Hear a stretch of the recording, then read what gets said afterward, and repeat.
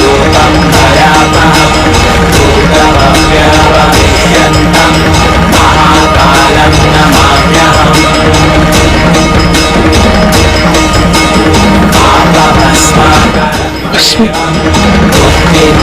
बुद्धिमुक्तिप्रदायकम्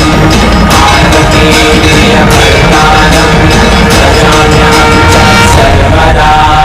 महादेव महाकाल सदाशिव महान शक्ति स्वरूप शिवा शतकोटि नमन हर हर शंभो वृषवाहन धारी त्रिपुरारी विश्वपाल जो स्वयं करे बेल पत्र और भांग धतुर का भोग रुद्र स्वीकार करे